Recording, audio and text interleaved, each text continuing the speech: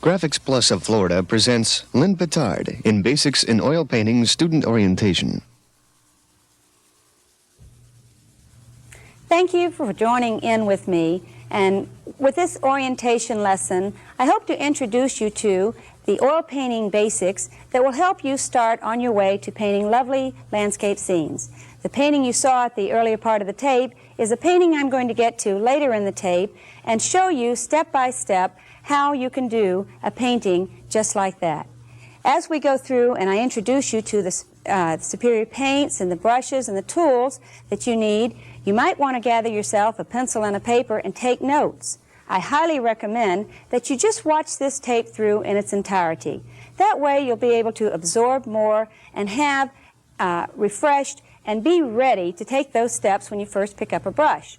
You'll be familiar with the tools, the paints, and all the materials that we're going to be using and that's been provided to you.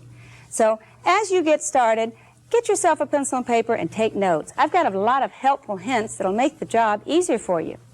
Okay, the first thing I'd like to let you know that when you get into your painting session, make sure you have all your materials with you. I've traveled before and gone off and left my thinner, and one time I left all my brushes home. I'd forgotten to clean them well, and I got to a painting location and didn't have any brushes to paint with. So be sure that you have all the materials you need. So as we go over them throughout this tape, jot down your brushes and some of the helpful things that they're going to be doing for you and all the different materials. Okay, once you get into your classroom situation, or if you're in painting at your home, in your own home, via the video instructions, you'll find that you can progress through the tape. You can watch it in its entirety, which is the best thing to do, even on the instructional tapes as you go into each painting session. This being an orientation tape, I'm going to go very much in depth and explain fully all of the materials and how they work for you and together, painting the wet-on-wet technique as I do it. Okay, get yourself all gathered up, and the first thing that might make it handy for you is having some kind of a paint box or toolbox. But here's my first helpful hint for you, is to gather yourself a box. And this box can be just, the next time you go grocery shopping, pick yourself up a box, and it can be any size, doesn't matter really what size. And first of all, I like to take the box and I like to line it with a plastic bag. This protects the box and it doesn't get absorbed with the mineral spirits and get dangerous to carry in your trunk. And then I line it with newspaper. So if you have old newspapers, keep some around. They're very handy to cover your table area when you go into your painting. This box will be used, first of all, if you're going to a classroom session, you can carry all your supplies in it. Your paints, your brushes, your palette. Usually your canvas won't fit, but then you have a handy tote. If you want, you could put a little rope and tie a little rope onto it and tape it into the box, and you can carry it, and that makes it even handier. So this is something you can pick up without much difficulty, and it'll help make your job easier. I'm going to set this down back here because we're going to be using that to clean our brushes in. If you happen to have limited space and you're working in a group session, you might find that a community box is fine. Just get a little larger one and line it, and then everyone can kind of work together and get their brushes cleaned out for that. The second thing I'd like to touch on, first get in, start getting set up, get your materials out, just group them all over in a little area on your working space, and then set your easel up. Now we're providing, and we have table easels for the most commonly used work. And I'm going to be working on a standing easel because I find I prefer to stand with my teaching. And the wooden easels sit very well on the table, but there is one thing that you might want to realize is the canvas that we're going to be working on is a stretch canvas. And if you take your canvas, and before I get it locked into position, I want to mention that stretch canvases are a little better quality and will give you better results. If you want to practice and do a little practice stroking, I suggest you can use canvas boards, but to do finished results, you might want to use your stretch canvas. These are little stretcher pegs that came off the back of the canvas, and they kind of help make it taut. You just kind of tap those in the four corners of the canvas, and it helps stretch it and make sure it's kind of tight like a drum. You really want it to sound quite hollow when you tap on it. Then set it up on the lip of your easel. And rather than set it back and have to fight the paint and get paint all over it, if you set it up on the ledge and get it rested, and then release the pressure on the little top holder, and instead of bringing it over the top, you might want to set it on the back of the, or on the edge of the canvas, push down firmly and lock it into place. This gives you a nice firm painting surface, and you can angle it to whatever you're comfortable with. So we're going to be using stretch canvas in the sessions, and we're going to be working on a sturdy easel. These will make your job easier. Okay, once you get your paints and your supplies, you can set them aside, and you've got your box ready. You should be working with Odorless Thinner. If you're at home and you want to work with regular mineral spirits, you're going to find that the odor can be very offensive. And if you're in any kind of a group session, Odorless Thinner is really the only way to go. So you go home with a painting and not with a headache. So we're going to be using odorless mineral spirits. Now, people always are asking me from my painting sessions and from my television series, what are the different types? Your mineral spirits, being odorless, are more refined, and you'll find that the offensive odors have been eliminated. And there's all different types, but we have a fine quality one that you can work with. And I've already put that into a little container, and you want to be cautious with your containers. With most of our materials we have a coated plastic, and some people have used regular little old inexpensive butter tubs, and it will eat through them. It has to be a coated plastic, so you might want to be a little cautious of that and not just use any container. If you want, you can use a coffee can, but I like the little plastic containers, and they're plenty large enough. You'll be using a screen in the bottom of your container. The screen is used to dislodge the paint into the thinner and keep your brush bristles out of the sediment. So this is one thing that you will definitely want to make sure that you have enough thinner. I usually fill it, and if you can maybe see the shadow line, about a ½ an inch over the screen, and that gives me enough surface. You don't need to fill it all the way to the brim. A lot of students think it helps clean the brush better, but it actually makes it harder to clean the brush. So you really don't need a lot, and it can be a little wasteful. By the way, another helpful hint is that odorless thinner, after you finish your session, sometimes if you have one with a lid on it, or you can put it in a jar, it will settle and separate a little bit, and you can use the top. Usually the bottom sediment is a little too dirty to use, and it should be discarded, but it will separate if you allow it to sit a few days and maybe use it again in a later painting session. But that's very helpful because odorless thinner is necessary for the requirement of cleaning up your brushes. Never use soap and water on your brushes or your natural bristle brushes because it has a tendency to break down the natural oils in the brushes, and they kind of get fuzzy. It's kind of like when you wash your hair and you leave too much soap in it. It just kind of makes them a little too unruly. And so it's not necessary to use soap and water, and I recommend that you do not use soap and water on your natural bristle brushes. As I go through all the materials that we're going to be covering, we're going to be using 5 basic brushes.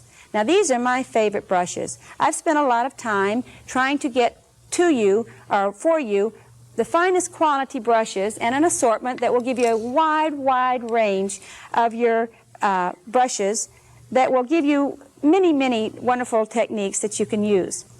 So as we use these basics, there are many other wonderful brushes on the market, but if you're just beginning, and if you're using this for an orientation tape, you will find that it will help give you a foundation to build on. As you grow and expand as an artist, so should your paint box. You should include other brushes, other techniques.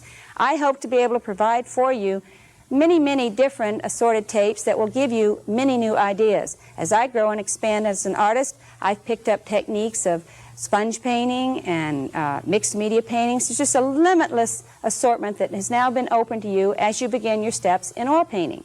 But if you keep yourself and learn a basic foundation to structure on, you'll find that foundation will enable you to have a better start. So this is what this tape is all about, is to get you started and have you build and reach the level that you're seeking in your painting. As for the paints that we use, I've worked very hard to have a specially formulated creamy bodied paint that doesn't have any drag or stick, it has no odor, and they're marvelously creamy paints that complement the wet on wet technique as I do it. I find, as I've traveled and through my TV series, that the paints will have a direct impact or effect on the quality of the results that you're looking for. And so the creamy texture that I look for in my paints allow me and allow my paints to move more freely on my canvas. I apply less and I slowly build to the level that I'm trying to achieve for the effect on the canvas. So you can always add more paint. Sometimes we have a tendency to just put it on too heavily, and then when we want to kind of soften the effect or make a little more play in the paint, as I like to refer to it, you'll find that you'll get kind of bogged down and you'll end up making mud. So as I go through my paintings, I have learned that a slower approach and a gradual building on the canvas works best for me and allows me to achieve the subtle effects that many of my viewers write in and tell me they like about my paintings. So this is what I'm hoping to share with you, how the materials that you use are going to affect the results and what you're getting. There are other brands of oil paints, many to select from, but you will find that they're designed to do different things. And it's just like when you take a recipe and you follow a recipe for a certain favorite dish of yours. You have certain ingredients that make that recipe come out the way you want it to. Well, painting's not much different. You need to follow a recipe and you need to follow a basic pattern. And then, as you bring your own creativity into it, you add little extra spices, little extra brushes, extra colors, and you expand until you come up with something that's even better, and you deviate from a set pattern. But if you get a good foundation, you can expand to whatever level that you're would like to. So, knowing a little bit about the paints that I'm going to be using will help you understand why they work for me. Okay. We have basic colors set out, and I use 10. I find 10, there's plenty. You can take your 3 primary colors, which is red, blue, and yellow, and you can just about mix all your other colors on your palette. But it's much more convenient to have your foundation colors and a larger assortment to select from. So, let me tell you a little bit about the colors that I have out on my palette. I'll be using these colors in the particular painting that you saw on the early stages of the canvas. It's a little mountain scene, but I'm going to be doing it a little differently than I would do. There's a lot of approaches I could use, but I'm hoping to share with you some very simple ones to give you a good starting and an understanding in the basics of oil.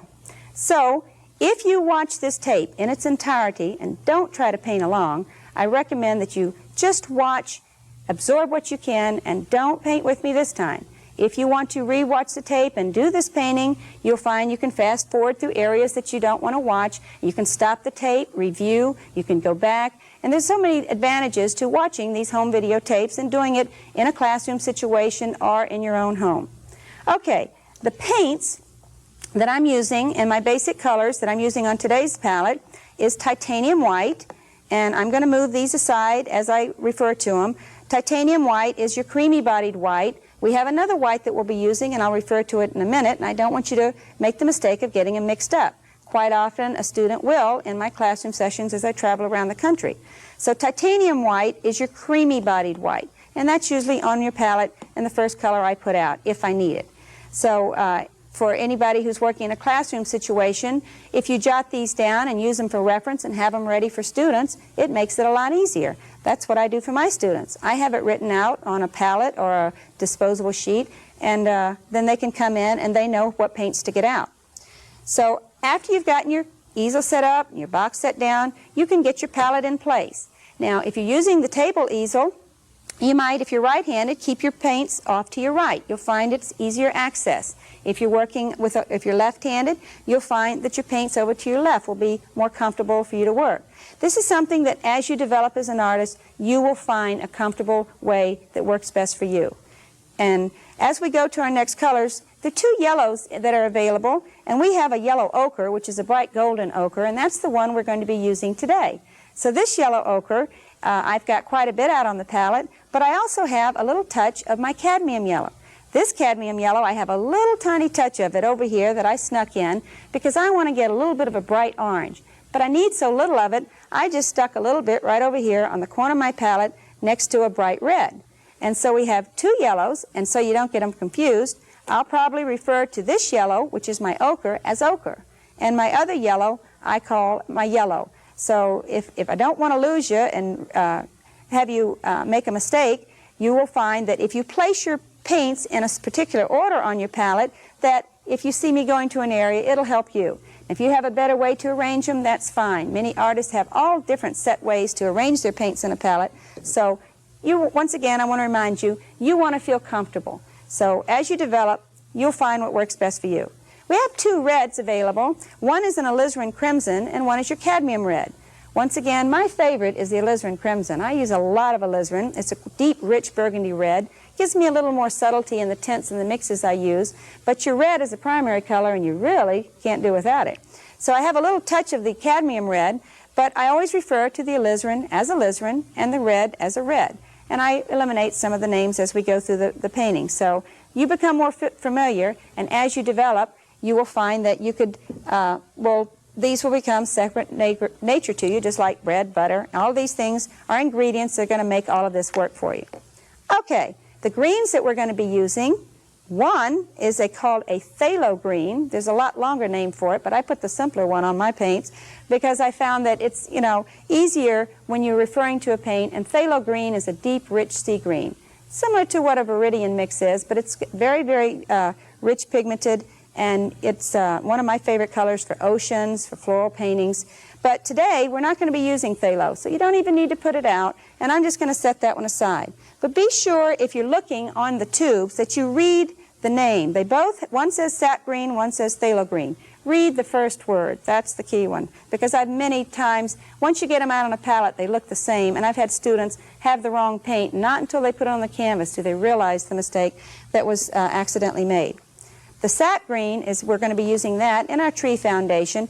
It's very, very clear and transparent, and it mixes up beautifully. One of my favorite light mixes is my sap green with a little bit of white, and I get a beautiful minty color because it's so clean. Well, I rarely use it straight from the tube unless I'm making the light minty green. I usually mix one of my other colors to it to give me olives and just hundreds of various shades of green. The Prussian Blue is a very beautiful, rich, vibrant blue, and with that I can mix it with other colors, and I can make cerulean blues and ultramarine blues, and I can mix the other colors. This being a real rich pigmented color, it's also a transparent color, will work for you and is the only blue that we put on our palette. There are two browns, and the two browns that we're going to be using, one is called a burnt umber, and one is called a Van Dyke brown. Your burnt umber is a red brown. It's very good for your warmer earth tones when you want to bring a little warm feeling to the brown. And your Van Dyke is a colder and darker, almost a black brown. And we use it more for shading and tints. So, with your browns, I'm going to just take my finger a minute and just smudge on my pad a little bit to show you the warmth of the umber brown, and then the coldness or the dark black look to your Van Dyke. So you will see that they are different. Many times I won't have them both on the palette, but you will see that it's, they do give me different mixes. So let me get a paper towel here. By the way, you're going to need paper towels. So with the paper towels, some people like rags. I find that with oil paints, the paper towels are much more effective. Right now I have a little wire that I've just kind of lapped it on here. When I travel, I carry one of those little elastic bungee cords that the bicycle straps and all that hook on, and it hooks onto almost everything. So you might want to pick one up, or maybe you've got one on your luggage carry and just borrow it when you go painting. You won't get much paint on it. And it's nice to run through there and just hook your paper towels up so you can get to them easily. And if not, you can just set them on the table. But you will be needing some paper towels. So some of the helpful little things you should be jotting down at this time when you come back to paint, then you need to be sure that you have something to wipe your fingers or to wipe your brushes, or paper towels, or if you'd like to have a rag. But watch out, that rag will hold that paint and give it back to you later, so you want to be careful. The paper towels are easier to discard. Even a pop-up box of Kleenex is very handy, so you can just very quickly pull something out. Okay, we've touched on the paints, and I want to touch on the palette that I'm using. I'm using a large Formica palette because I find it gives me a big mixing surface. It cleans up easily. I can use it over and over. If you let your paints dry on it, it will scrape off, but it's best to clean your palette after your painting session. If you have leftover paints, you can transfer them to a disposable palette. Disposable palettes are handy. We have them available. And let me get a sheet. I have one right back here. And the disposable palette is handy to store paints on. What I like to do at the end of a session, after I've cleaned my palette, take my leftover paints, and then I put them on the corner of it, and then I just fold over into it and just kind of roll it up, put it down in my little tote box, go home, or if you're at home, you can just save it. Some people like to put them in the refrigerator. I don't. I like to take the paints, and I can just fold them right up into the little thing, and I put it down in a glass of water, if I ever have leftover paint, but it isn't too often. But putting it in a glass of water is like putting it back in a tube. It keeps the air from getting to it and it won't dry out. If you've got leftover paints, you want to use them a little bit, just take your paints, shake it off. The oil and water doesn't mix, and so you'll have the paints and you can transfer them back to your palette. It's a handy little helpful hint, and it takes a while before you know exactly how much paint you're going to be using. So I hope that helps you as you get started. Besides, if you have leftover paints, take it home or use it to practice. That's where you can even practice on a piece of newspaper or something. Use that paint and help yourself get more familiar with these tools that we're going to be using. And I'll be getting into my painting in just a minute. But I find this orientation tape is a perfect opportunity for me to share with you and give you the foundation that I think will give you a better start and an understanding of the basics in oil. Okay, once you have your palette and if you have your paint set up as you need them, then you want to familiarize yourself with the basic white oil. I paint basically wet on wet. Because of the speed and the techniques that I use, I find that the basic white is the foundation, and I just can't live without it. It is very creamy bodied, easy flowing, and I use it usually on my canvas to speed the painting process and in my classes. There's times when I don't use it right on the foundation. I may want to work one area and not all the areas. So with this basic white, you'll find that the texture is very creamy and rich. It is a paint, and it's designed to stay white. We have a nice handy squeeze bottle to make the easy access and make it. Here's something you want to be sure to do. Always, if you're going to shake it, and you should shake it every time you go to a painting session, they have a tendency to separate. All brands do. And so you want to be sure to shake it. And mine will talk to you. It'll tell you it's good stuff. I'll tell you, it just shake it, and you'll hear that little noise in there.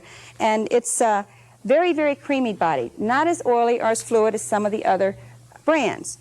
With this, I'm going to squeeze some out. I have a little dish or cup, and you could use a little dish or cup.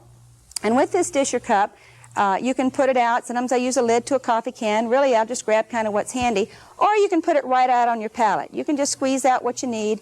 And I use maybe less than 1/4 of a cup, and I put it out. Remember, you can always put more out. Okay, I'm going to set that aside. Keep a paper towel handy. I like to have one handy at all times in case I get a little paint on me. So, let's see. We've covered basically our thinner. I believe we covered our thinner. And filling up our container. And our paints and our brushes. If you have something you want to set your brushes aside, you need to get yourself comfortable before you start painting.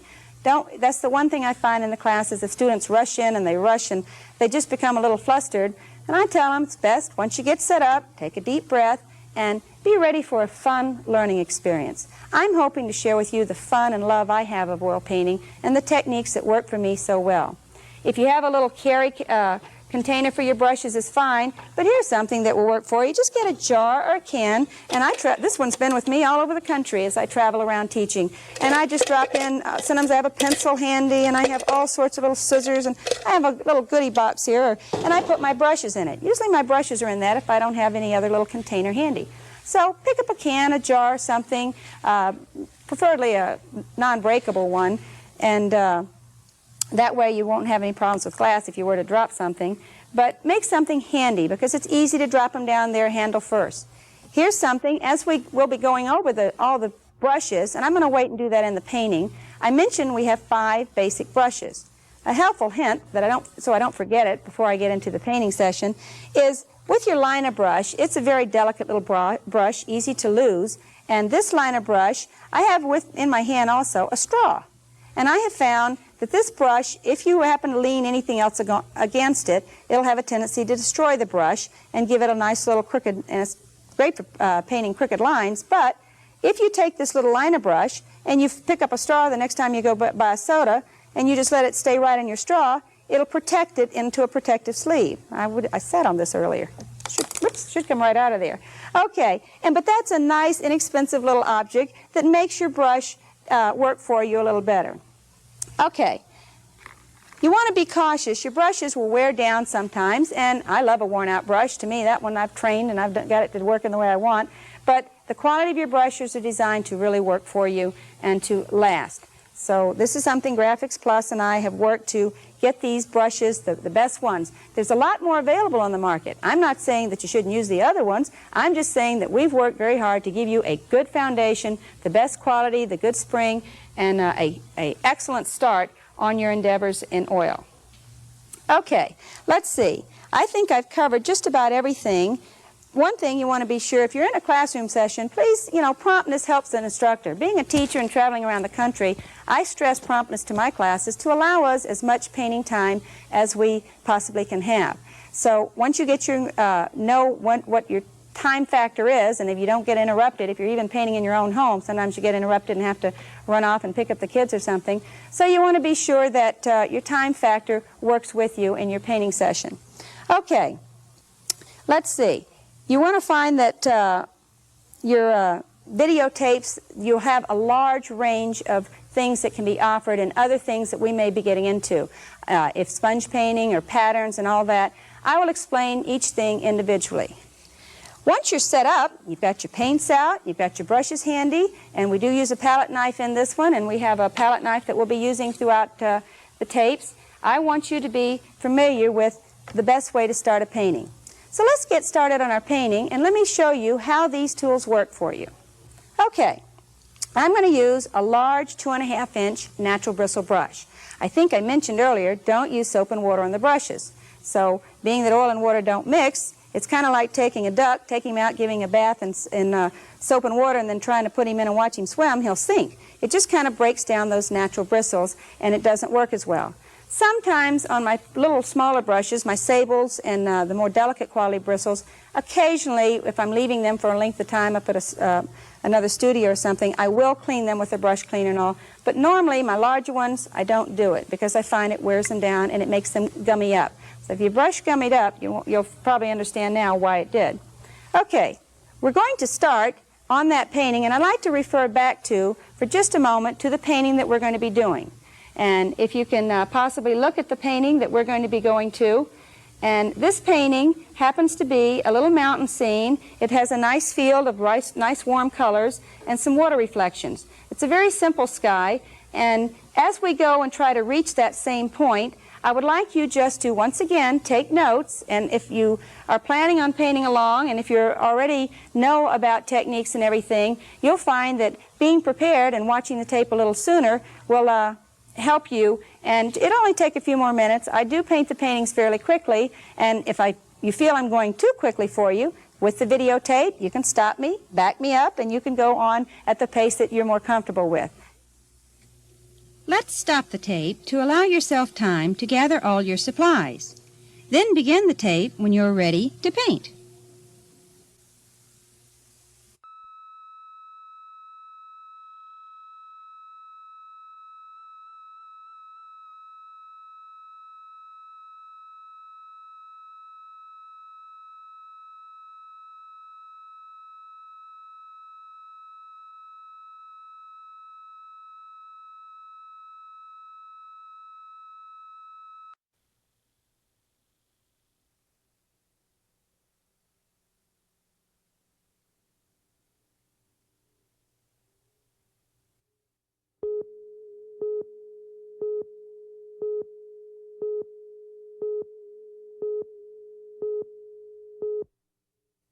The finished painting that we're going to be doing, I want to show you maybe some different approaches of how to get to the point that we're looking to. With the large 2.5-inch bristle brush, I'm going to dip into my Basik white, which I have in my handy little cup, so if I pick my palette up, it doesn't drop on my shoe. I've had that happen before.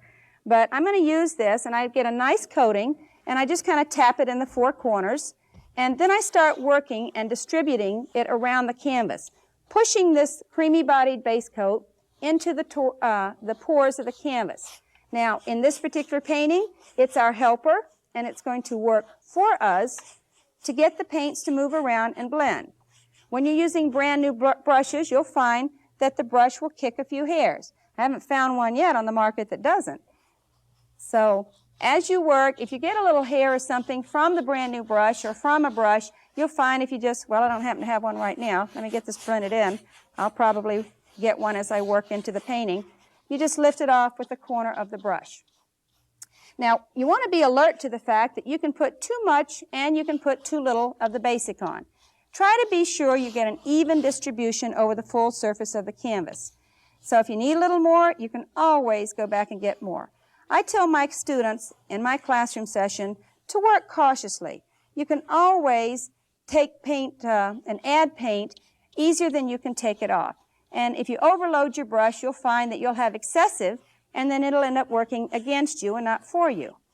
So being a richer, creamier bodied, it takes less. So you want a thin coating. And I go back and forth and up and down to make sure there's an even distribution. You'll find that you really don't see it on your canvas. You can't see the paint because it's such a thin coating. But what I like to do is take my finger and just tap it lightly, and you can actually see it. See if you can come in here real close and see a good imprint on my finger of the paint that's on there. So if you can see the paint on your finger, you have enough.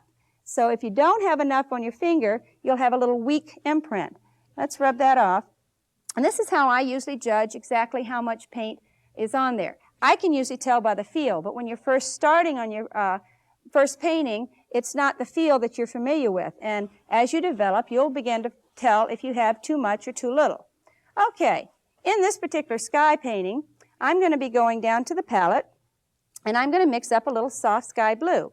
I'm going to keep a lot of these techniques quite simple because it's better when you're first starting out and in this orientation tape to work with very simple type effects. I work the paint into the bristles thoroughly. As I push the paint, and you'll see that I work it way up the bristles, I really push hard on the brush, and how I load this brush is going to make a big difference in how I release the paint. I left the Basik in there. I did not clean the brush. You'll find, and I tell my students, first thing when I walk into class, I says, I have a little rule that I like to lay down. Never clean your brush unless I ask you to. Because there's so often, as I develop a painting, I will lay a brush aside and I'll come back to it and I'll continually mix into that same brush to gain my different tints and shades and get the different tones and all that I want to my colors, and I'll use some of the previous color. So as I'm working in this spot, you can see I'm not using excessive paint. Okay, that's about enough to start with. I'm going to come up to the canvas, and with the brush, I'm going to hold it horizontally. I find that's very effective. Now, you can do an X stroke like that, but for sky like this particular one we're trying to achieve, I'm going to just kind of skate, like I'm ice skating and Of course, I haven't ice skated before, but I use my imagination a lot, and so I'm just pretending like I'm kind of ice skating and floating the brush across the surface of the canvas and applying varying tints and shades to the sky area. Okay, let's pick up a little more color back down to the palette, and I just tiptoe. This is something I warn my students as. Just go up and kind of tickle the paint. Don't poke him. You get his attention, boy, he'll just never stop. He's kind of like me. Once you get me started, I don't like to stop too much. But if you just kind of tickle it, get a little bit of paint on there, just a tiny smidgen. Remember, you can always go back and get more. If it's not enough, then you go back and you get a little bit more. But if you get too much, you're overloaded your brush, and you can't happen to get that pigment out. You have to wipe it out on a paper towel, and you have to remove the excess. So just kind of tickle it, and I'm building to a little stronger blue. And if I wanted varying colors, which I'm not going to do in this particular scene, I'm just going to keep it simple with my blue. I could change and make this kind of a lavender blue or a gray blue and give you all sorts of tones that you can work with. But today, with this orientation tape, I want you to just get the feel of how far that strong pigmented paint will go. So remember, tiptoe in there. Sneak up, give it a little tickle, and then come back and use your blending spot. I'll be working here a lot in that particular spot. So I'm going to go back to the canvas, and on the canvas, I'm going to push the brush, once again horizontally, and I just kind of stir little circular movements in the sky. And I vary my pressure. Sometimes I'm pushing very hard, and sometimes I'm tickling or tiptoeing on the surface of the canvas. And by doing it this way, I'm able to achieve varying tints. Now I have a little hair here from this new brush that I just decided to break in today. And so I just lift under it and kind of flip it off. And if it stays on the brush, you just kind of don't let them bother you. If they stay there, we sometimes make birds out of them. We have a lot of fun with these techniques. So if they give us a little fit, we just make it work into our painting. This is a learning process that I hope to share with you. And I want you to loosen up and feel comfortable. Okay, the varying lights and darks can suggest your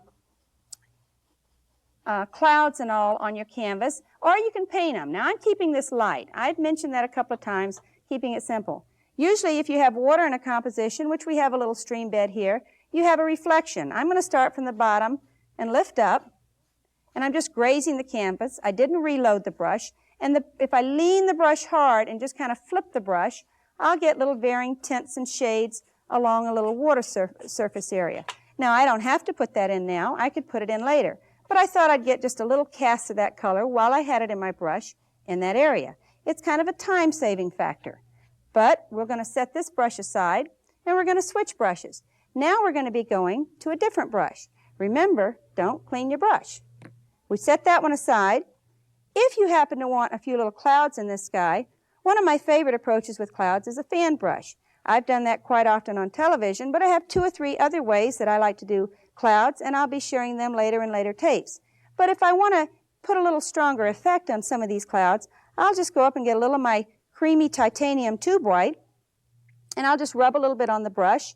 And since my sky is very light, it probably won't show up too much, but I want a nice soft backdrop for this. I don't want my painting to get too busy or too over-defined.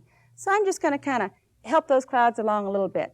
There are light spots here, and you probably won't see a strong effect, but that's okay. On this one, I want the subtlety of this. I'm going to go in here with this white on the brush, and I'm just going to kind of stir little tiny circular movements and push a little of that white paint on and loosen up the fluffiness of the clouds. Well, I'm going to get that little hair off there.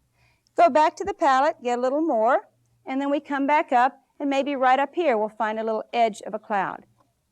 When you determine which side your light factor is coming from, and I'm going to have the sunlight kind of filtering through and hitting on this little faraway distant hill-type mountain, and then we're going to have kind of a sunny meadow in here, I plan which way my light source is coming. That's an important step that you'll, as you develop, will find that is important to always keep in mind. Once you get your light source established, you don't want to change it. You don't want a spotlight here and a spotlight there and change it around. So we're going to have a little sunlight on the left side coming in from the left on a little faraway mountain and on the rocks and different things we put on the trees. Okay, that doesn't say too much, does it? You actually, sometimes you have to remind yourself that you can go back and rework areas. Once again, I promise you can always add more paint. If it's not enough, fine. Then you can go back and develop farther. But I like to leave an area kind of basically blocked in, and then if I need to go back after I get some other parts of the, well, as I like to refer to it in some of my classes, I call this a puzzle.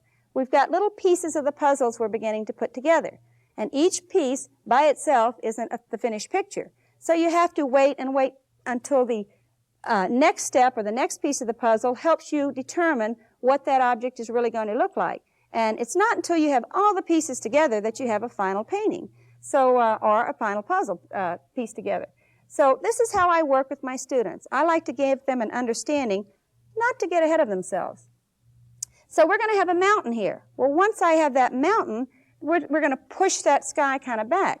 So don't overdo your sky. You could probably say, you'll probably, if I were right there with you now, that you need to spend another 10 or 15 minutes on that sky.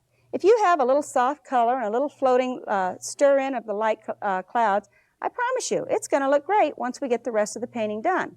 So let's move right along, and let's introduce you to your number 16 flat brush, which is a nice bristle brush. We call it a floral brush, and this brush happens to be great for designing mountains. I'm not going to use my palette knife for this. In this step, I'm going to use the little flat, and I'm going to go down to my palette, and on my palette, I'm going to work in the same spot. Now, I didn't wet the brush. It's a dry brush, and I'm going to the same spot into the blue of the sky color, and I'm going to go over and I'm going to pick up a little bit of the brown. And this is my Van Dyke brown. And this is going to give me kind of a gray tone because I don't have it's very dry feeling. My students say, gosh, you know, there's no paint on the brush. There's enough there to do what I want it to do for you. So remember, if it's not enough, try it this way, and then if you need more, you can go right back and pick up some more. Okay, this is kind of a gray. The brown will mix with the blue and give you kind of a soft gray. And we're going to do a little sketch up on the canvas and come up here, and we're just going to kind of slide that brush. Notice the handle's down, Doesn't work as well when you go straight in. Kind of drop the handle down. That also helps you see, but that's not why I'm dropping the handle down. I want the sharp chisel edge of this nice brush, and as I slide it, I kind of design the upper range or silhouette of that mountain. And it mixes with what's already there. And it gives me kind of a form or a shape. I have painted with the palette knife and blocked them in, but I find I have more control with the brush. If I decide I want a little peak or ridge right here, I just throw up a little bump on that little range over there. And then I just keep sliding it and brushing it. And you notice there's not much paint in that brush. I'm just kind of running out. This is how I try to approach painting. I like to stay in control of the composition as I develop it. And I can always go back and get more paint. So I'm just kind of cleaning the brush off at this stage. And now we're going to switch colors and go back down to the palette. And I'll show you the difference in the browns. If I just take a little bit of that burnt umber on my brush, the burnt umber is a very warm brown. And I still, because there's not that much paint there, I'll add to that mix and I'll change the color structure by making it a warmer color. And then I'm going to go back to the mountain and I'm going to add some warm tones to it. And I'm just kind of floating this brush. You'll find that this brush will design so easily, and I'm kind of going with the structure of the mountain, kind of slide. You can pretend like it's a slide and slide right down the mountain. But I leave these other grays and varying tints showing through. That way it works for me with the wet on wet, and I mix and change in tint right there on my canvas. It's a very fun approach. I'm going to just watch. You think I'm out of paint there. But if I rub a little harder, there's more paint in there. And I'm just going to pull it out of the brush and just kind of giving varying tints and shades, get these effects on the canvas. Okay, let's go back to the palette just briefly, and I want to strengthen that a little more so you can see it. You'll find I work pretty subtly and slowly in my color mixes, but once again, if it helps you gain control of the application of paints, and these creamy, easy-flowing paints will make all the difference in the world in how they move. A sticky paint just doesn't really want to move. So that's another thing that I find helps me in this development of my paintings as I progress a little more slowly than just putting the paint on heavily. Okay, back up to the canvas. Let's just push a little bit. Remember I said the light was going to be coming in from over here at your left. So I'm going to use this little extra color and push a little extra color down on the shadowed side. And once again, I use the soft, springy edge of the chisel edge to redesign. If I make a decision, well, the mountain range or the photograph I'm looking at where I get my idea has an extra peak there, just add the little extra peak. You can redesign constantly if you stay in control like this. Okay, notice I leave it kind of faded out at the bottom. Let's put a little color in here. Maybe a little extra shadow on a peak over here. You have to determine where you want your lights and darks. My first mountains look like little peak, peak, peak, peak. And it was a stage that I had to go through as I developed and learned, and everyone has to go through those stages. Very few artists are fortunate enough to sit down and do a masterpiece or do a fantastic painting their first time. In the classroom sessions and with guidance from instructors and through video home lessons like this, you'll be amazed at what you really can do if you follow closely, and especially if you watch the tape in its entirety to gain an understanding. The first time you watch it, you're really not aware of what I'm going to be doing. But by the second time you view it, and if you're ready to paint along with it in the second time, then you'll find that you have an understanding and you're kind of anticipating along with me the next steps that come up. It's becoming familiar with what you're doing. And I find watching a tape over and over and over, not just once, but over and over and over, gives me a better understanding, and I pick up more every time I watch it. Okay, I'm going to just leave this for a minute, and we're going to set this brush aside. Once again, I'm not going to clean it. I'm just going to set it over here, and I'm going to switch to a palette knife. Now, when you put snow on a mountain, there's a lot of different ways. I'm not having really too much of a high mountain range, and you don't have to worry about it being, it doesn't have to have snow. I could put a little warmth on there and just keep it more like the Adirondack Mountains, which are beautiful mountains. But I'm going to take the palette knife, and with the creamier bodied paints, you'll find that it takes less. And so I'm going to take a little bit of the paint on the edge of the palette knife, just kind of, the best way to load the knife and the best understanding is to pull it down flat. I'm smearing this down like I'd butter a piece of bread. Pull it down flat, very, very flat. And then if I angle my knife at about a 45-degree angle, you wouldn't want to go straight in and you wouldn't want to go real low. You touch across it and you just rest your knife and you pull about an inch or so and make the letter L. You pull down for the top part, and then you slide off to the right, and it'll give you a nice roll of paint on there. Too much can run you into trouble. You'll end up with a glacier. So you might want to make sure, start out little, and then you can always go back and you can add more. So I like to take a little bit of this paint and go up to the canvas, and I'm going to use it and just barely touch the canvas and just kind of graze it. Now, when you're using creamier body paints, you'll find that you can play in the snow more. And I haven't had the opportunity to play in snow, but my imagination lets me get the feeling of it here, and I just kind of tickle that, and I can play. Rather than just pull it down in a sheeting action, I just gently, gently graze it. You could even take it, put a little speck of paint on there, and use the point, and then just kind of drag that until you design the effect. Now, with control of where that paint is on the knife, if nothing's coming off at this level, I drop the handle down, and that allows me to get to paint that's further up the blade. So, if you find you run out of paint, try dropping the handle before you go and reload, and you'll usually find that there's more in there. So I use the point, and then I kind of design it. I like to design if I want a ridge there or shadow there. Well, look what I just did. I just put my sunlight on the right side of the mountains. Well, we'll just go ahead and I moved my sun over, and I guess it got too late in the day. That's because I taught too much. Time just flies when you're having a lot of fun. So we're just going to change it, and maybe we'll go back and put a little light fluff on the cloud over there, and we'll put the shadow on the other side.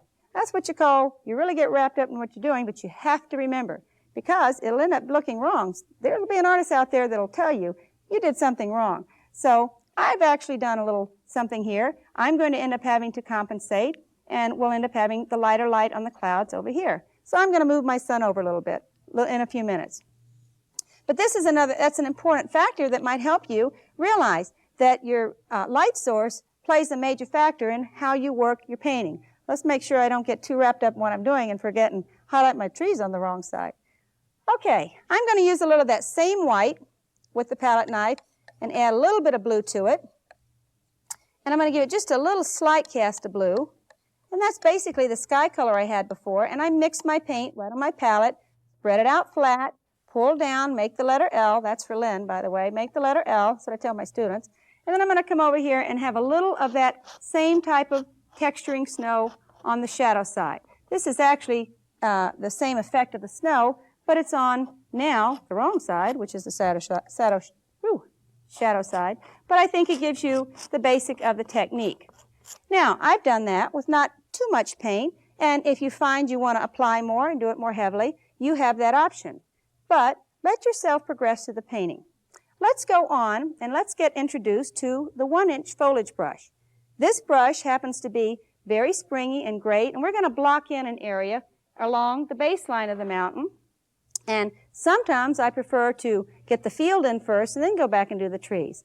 There's many different ways we can approach this, but let's take this right now and go ahead and block in the background trees. In the same blending spot, the brush is dry. I haven't added anything to it because the creamy body paints allow me to apply the paints and use less, tiptoe carefully. I'm going to introduce a little bit of the Sap Green, and if you look on my palette, you'll see how bright that green is. Well, I don't want that bright, a golf course type green. I'm going to drab that down with my favorite red, and with my alizarin, I should say, and I'm going to make it more of a drab olive green, because this is better for my distant effect.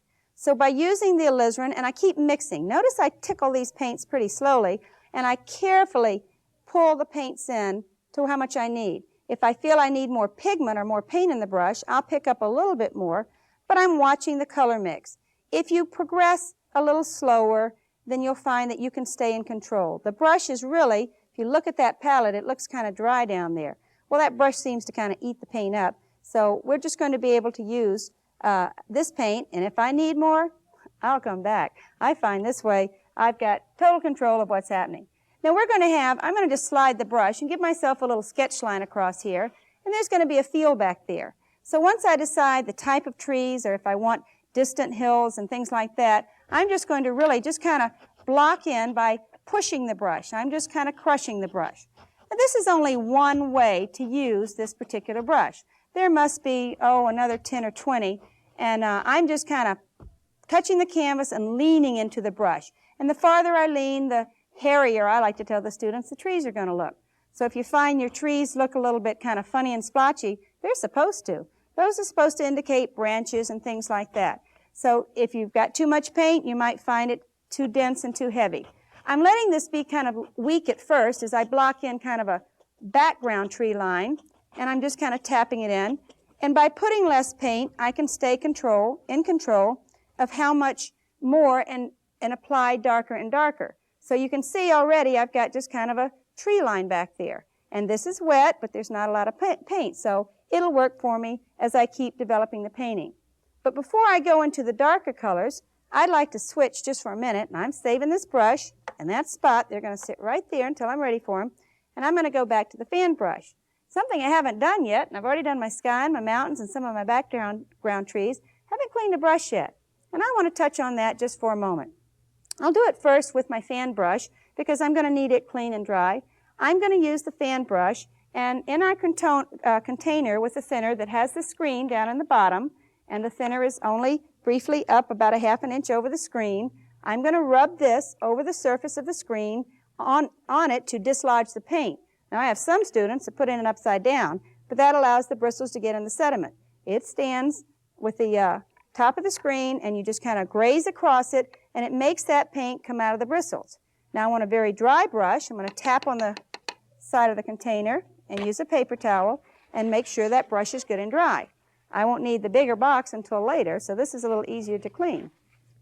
Now for my field back in the distance, I'm going to start with this brush, clean and dry, and I'm going to go not to my creamy titanium, but I'm going to go back to some Basik. Being that my Basik is very creamy and has a lot of rich body, I use it as a paint. And in this case, I want the paint to come off the brush easily, so I'm way over in the corner and picking up a little bit of Basik on the brush. And I'm going to find a clean spot, and I'm going to add just a little bit, just a tickle, and that just means just come up and kind of rub it a little bit, get that little bit of yellow ochre, and I want a soft golden white, just kind of a very light creamy color. This ends up making a nice little kiss of sunlight for the distant field. So I'm going to go back up to the canvas now, and if you'll come in here real close, here's something that everyone seems to have trouble with the fan brush. If you go in straight and you use a fan brush, and you've always, when you put pressure on it, you end up with a little smile. Should have used a darker color for that so you could see it. Let's get a little darker just so I can demonstrate. I'm going to just pick up a little ochre real quick. I want you to see the most common mistakes that are done with this fan brush. Students now, you can see that if you go in there and you touch and you lean into the brush, it'll either make a little smile or it'll make a little frown.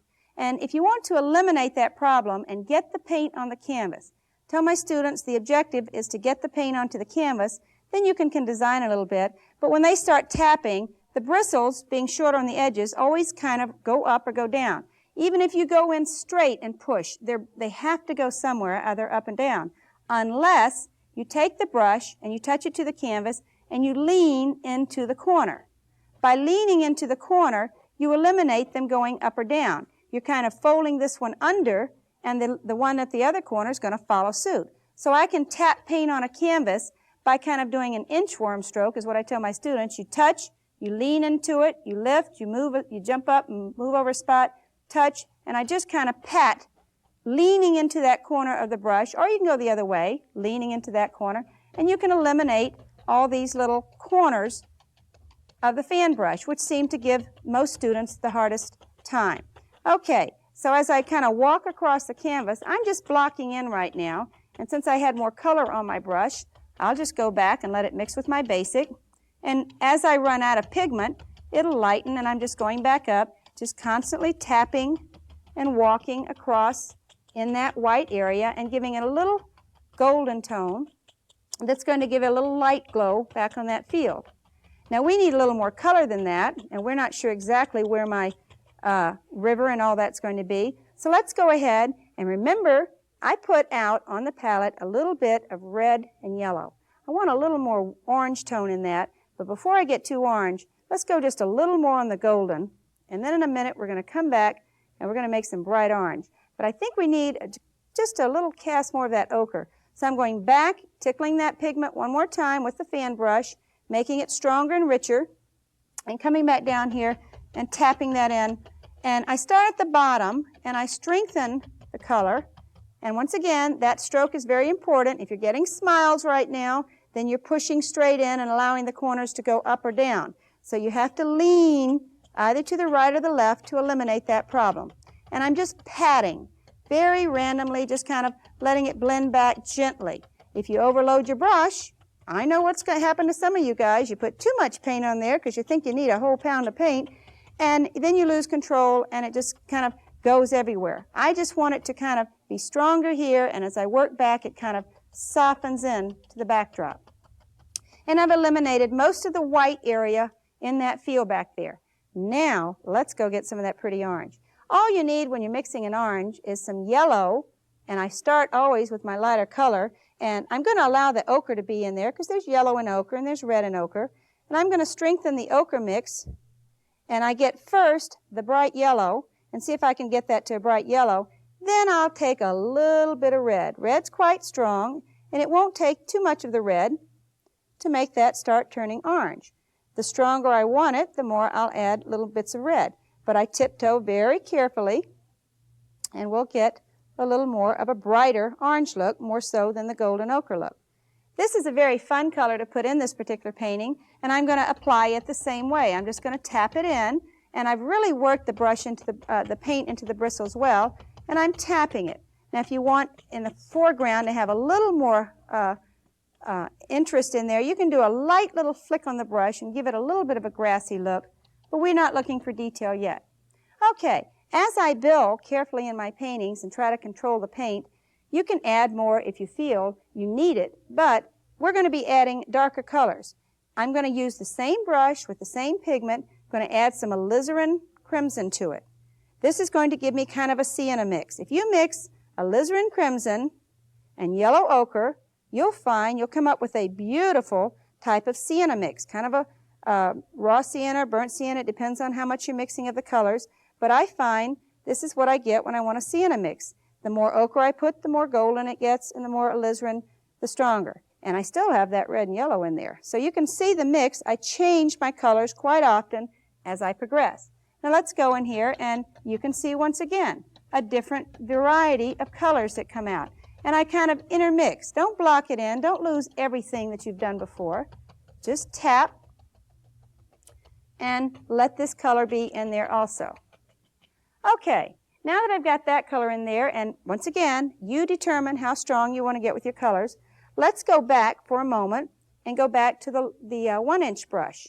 With the 1-inch brush, I pick it up. It has paint in it. I'm going to go with a darker mix of the same two colors that I had before, which was my Sap Green and my Alizarin Crimson. But I have more pigment on the brush. More pigment naturally means that the color is going to get a lot darker. It's almost like a black green now. It's very, very dark. If it turns too brown in its tint, that means you've got just about equal amounts of both colors. And if you want it a little more on the green side, add a little more green. If you want it more brown, add more red or alizarin. In this case, alizarin has a tendency to kill the green. Now let's come up here, and I'm going to hold the brush with the handle up, and I'm just going to kind of tap in kind of a shadow line back across there, doing the same stroke that I did before, but instead of leaning into the brush quite as hard, I'm just kind of tapping, and I walk the brush with it being held horizontally and give a little extra shadow line down at the base of these trees. And I want it quite dark over here, and I'm just pushing very hard on the brush. That helps me get the paint out of there, and I try not to eliminate a hard line right across there at the back of the field. If you want a little shadow, and we have our light coming from our right, and I have to remember that, in my other painting I have it coming from the left, if these trees are casting a shadow, sometimes I just kind of tap that and let a little bit of that walk across the field to soften the harshness of that land. Okay, if you find it hard to control this brush, you have options available to you. Once you get familiar with the techniques, then you'll find that you can change and pick up the brush that's best suited for the size of the job. Since I want a little more control, I'll go back to my fan brush, and once again, I need to clean it. I'm going to clean the brush out in my Odorless Thinner, rubbing it across the screen, and I will kind of dry it, and I'm not going to dry it as thoroughly. As I go to the palette, I want some of that same dark, rich green, and this way, with this brush, I can control design a little more. So I go into the same dark mixture. That's once again Sap Green, Alizarin Crimson, and if you want it to have a browner tint, you can always add a little of the Umber or the Van Dyke, but we're going to just keep these two mixes together for you. And we'll go to the canvas and maybe pull a few little trees. Now, if you turn the brush, and I'm turning the brush vertical in height, from top to bottom. Other times we'll be using it horizontal, but if you turn it vertically, you can point little lines, and you can get little guidelines if you're going to have some little evergreen trees. And people are always wanting to learn how to do evergreen trees. They're very popular. We even have them here in Florida. And I'm just tapping, giving myself a guideline. If you find the paint's not coming off and you don't have enough, go back down to the palette. Load the brush more heavily. It's what paint you put on your brush will determine the effects that you get. Okay, I'm coming up now back to the canvas, and with the corner of the brush, I'm going to kind of hold it level or horizontal, and I want you to see this corner come in here real close. This corner right here, I'm going to just kind of tickle underneath that little top edge right there, and just kind of tap very gently. And just as I tap and as I come down, I kind of bounce back and forth across that line and give a little silhouette of the tree. It's usually kind of staggered. You don't kind of go back and forth like a Z, but it's similar. I leave that top peak, I come down below it and just tickle it just a little bit with a little tap. And as I come down lower and lower, I push harder on the brush so those little trees seem to have a little more shape. If you get one that's a little too fat or a little too stout, give it another peak, and then you can make two trees out of it.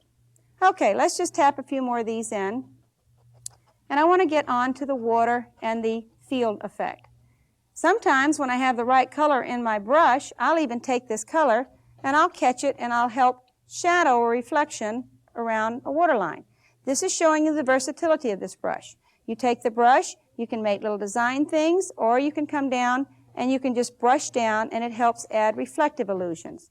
So I'm just pulling vertically down and giving a shadowed underlying structure for the little pond area that makes the water sit down. And once again, I didn't add more paint. I'm controlling the amount. If I need more, I'll go back. So I touch, just slide the brush and make vertical lines with this tint. Okay, let's warm that up a little bit using the same brush with more pigment. Add more burnt umber. Load the brush up. You need to load it well. I'm using my paint straight from the tube. Your thicker paints won't move this easily, and they just don't seem to want to give you the ease with what I can apply the paints. You can put it on more heavily, but it just doesn't seem to give you the subtlety. Now I'm going to tap this in along the waterline, and I'm going to have a little dip back into there instead of having another straight line on the canvas. And if I want to lift up on it by flipping this little brush, it'll give it a little bit of, you could call it a hairy look, but I'm going to call it a grassy look.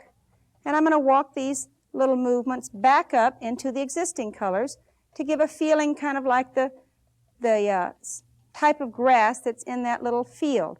And this gives a little character to it. And if you don't have enough paint, just usually tap a little harder. Lean into the corner of that brush, lift up on it again, and get that little bit of a shadowed effect. You can also catch the bottom edge of that line and pull it in the already existing softer color. If I wanted to change my color, I could do that also. Okay, I want to do a few little rocks and things, and then, we've got paint in this brush. I'm going to just block in a little bit of the lower corner over here and darken that. Notice that's almost a brown. That's alizarin and sap mostly in that brush. But I'm going to block in a corner over here so we get that little bit of a foreground effect in there. I'm going to have a little branch and rock on there if I can get that in there nicely. Okay, with the palette knife, if you want a waterline, you can put one in. I find with the palette knife, if I take my blue color rather than my white, this is my sky blue color, and just kind of spread it out flat, load it as I reminded you before, make the letter L, pull down with the handle halfway down to the canvas, not straight in and not right next to it, kind of halfway down towards the surface of the palette, pull down, make that letter L, and then come back up. You can just put a little skim, and I'm sliding the knife. The creamier paint and the thicker paint, I was using the thicker, will just kind of, I'm slicing into the canvas and giving a little indication of a line, and it's a broken line. The blade of the knife is quite horizontal to give that hint of a little bit of movement on that water. If you want more reflection, you can shimmer the water. We're not going to do that right now. We're going to go back and to this number 16 flat, and it has some dark paint in it, and I'm going to leave it in there. But now I want you to once again think of consistency of paints, how to get these paints onto the canvas. We have existing paint on there. If you take the brush and you moisten it, now because it had paint in it, it didn't absorb too much. If it was a clean, dry brush, it would have had more thinner in it than I wanted it. So the oil coating on the bristles allowed it not to go into the bristles too much. So if I dunk it real quick, maybe tap it on the side, just a little bit can go into the bristles. I'm going to go over to this darker mix, maybe my burnt umber. Sometimes I add a speck of blue, just so it's a different mix than you'll get for your Van Dyke. It'll look close to Van Dyke, but the blue is going to give me a little neat effect. If you want to use Van Dyke, you can use Van Dyke. And I want some dark rocks. The thinner is going to allow that paint to come off that brush more easily. I'm also, once I get the brush loaded with this dark mixture that's been thinned just a little bit, I'm going to go over here and use one side. And if you'll look right down here on the palette, we're going to use one side of this brush and pull it flat through the basic white. Now that's your creamier white. I need that paint softer, and let it change its tint just a little bit to be kind of a gray. And I just work that into one side. I didn't turn the brush over. If you look up real close, and let's come up here to the canvas, and maybe you can zoom right in on this, and you can see that this side of the brush, if you come in really close, this side of the brush is dark, but this side has that lighter gray effect. Okay, so I'm going to put the lighter gray up to the top, and the dark is going to be down towards the bottom. And I'm just going to hold this brush and go over here and just kind of drag it and push until I get a little rock effect. Now, if I don't have enough dark, which I really don't, but I'm just going to tap a few of these little boulder effects in here, I have to go back down and reload that brush. I need to wipe it, and I'm going to get a little more thinner on it, and I'm going to go a little darker so you can see this better. I'm not getting as good a contrast as I would like, so I'm going to really load it with some dark Van Dyke this time. That'll give us a little more dark pigment for you to see the difference. And I left the brush a little damp. Then I'm going to do the same thing with the white, coming onto the palette on one side. Let's go up to the canvas, and I'll show you. See how much darker and richer that brush looks? And that side's lighter. Now if I just touch, you can see that the rocks have a little more distinction. You can make stones and pebbles, and I've got the handle kind of off to the right, and I'm using the side of the brush. Not so much straight in, as I'm just coming in and I'm touching and I'm just pushing on that brush and letting the paint come off and having these little stones and rocks. If you have your paint too thin, you might end up with a little run, so you want to be careful. Let's have a little rock blocked in here in the foreground. Okay, if you need grass to kind of tuck your rock in, you can always go back to your fan brush, and ours is loaded with the dark. I could have used the dark to create shadows, but I'd rather go back and come with some yellow ochre or some of that sienna color and bring just a few little quick lifts up underneath the rocks to just kind of tuck them in and make them look like they're sitting into the grasses. That can be done with liner brush. We'll be getting to that brush in just a minute. Let's also use this to tap on a little light on the grass at the top edge. I have so many options available of using techniques to share with you of what will work best. And sometimes, depending on my time factors, whether or not I have enough time to show the best way or the way I get my best results. This time, I could do that with my 1-inch, and I could do it with a larger brush, but I'm bringing a little bit of a golden glow into the front grass on this side. We need to go back and maybe scratch in a few little sticks of twigs. We need to bring sunlight on this back tree real quick and use this brush. I have yellow ochre, and a touch of sap green will give me a nice golden green. And since our sunlight's coming from our right, while I've got these colors properly mixed on my brush, I'm mixing on my palette, and I'm going to come in and bring a little sunlight. Now, I haven't made any underground bushes or little shrub bushes on the ground, but if I use this and go back and let's refresh ourselves on the trees. Just bringing the light down, I'm going to really work on the right side of the tree, and I'm using that corner once again, pointing the corner to the canvas and just tapping over these trees and bringing a little sunlight on only the light side of the tree, so it helps define their shape. And I come over here and I'll just tap down the right side very gently with the brush and find that right edge of that tree. If you want a bush, you can just lean into it, maybe get a little shrub line. And I'm using my darks and my lights to work with me. Let's use the handle for a moment and scratch in a little stick or something that will indicate a distant tree. Okay, there are so many variations you can get to this to strengthen the depth of your color. I usually, on a larger canvas, use the 1-inch brush to do this. So there are options that you still have. If I lose my darks, I put them back. I remind you over and over, you can always add more paints. All I really need to do is to thoroughly give you a good basic foundation. We've gone over your knife, your flat brush, your fan, and your 1-inch, and your large blender. We're going to use the liner for a moment. Your liner brush is a very soft Sable brush, and we're going to do a little detail work on it. And it requires the paint to be thin. I'm going to dip it into my thinner, and I'll go into that same dark spot. Sometimes I'll go into a different spot, but let's go into that dark spot because we're already going to be using brown. And I'm going to use the dark brown and really, either Umber or Van Dyke, whichever, make a little puddle into your brush, and you've got to be sure this is thin enough. The most common mistake students make as they are first starting out is they never get enough thinner in that brush. So I just go back, and sometimes I even get a fan brush to help me, and I'll dip it in and I'll drop some little drops of thinner in there. You can see that coming off. You need a lot of fluid. So if you've got a puddle to play in, and it's going to be like coffee consistency, I'm going to really play in that puddle, adding enough pigment to make it a dark, rich type of a coffee, and I roll the brush in it. And as I roll the brush, it kind of sharpens it to make sure I get a nice point. And it depends on if I'm making birds or what detail I'm making. If I want to do it in one stroke, I can slide the same brush and let a little bit of white get on one corner of it, on one side of it, and that'll make me have a little highlight. Now, usually you want to bring your eye into your composition. We have a nice effect over here of your foreground. You could bring in a tall tree if you like, but I'm going to make sure the white's towards my sunlight this time, so I'm putting it on the right side of the brush. And if you come in here really close, you'll see that I'll touch the brush with the white on one side, and I'm going to just push, and it's actually been, I'm even going to do it left-handed. The left-handers tell me that they have trouble with this. Well, I'm not left-handed, but I'm going to slide this brush up, and as I lift off, I'm going to let it wiggle just a little bit. That's natural with my left hand. And I'm going to get a little stick structure, and I got a little speck of white there when I bumped the canvas, and I'm going to get the starting of a stick or twig or bush that is leaning into my picture. Be careful you don't draw the viewer's eye out of the picture. That's the main staff of this little bush.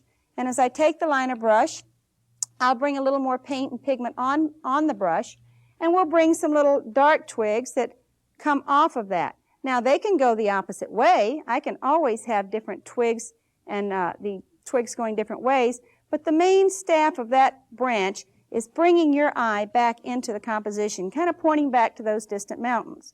Okay, as I can build it, I can make it bigger, I can make it a stump, or just about anything. You could have a little person or a little silhouette of a little boy back there.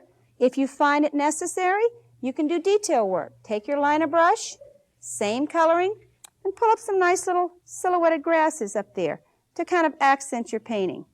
The detail work that I'm doing, and this is what we really call a detail brush, pull your painting together.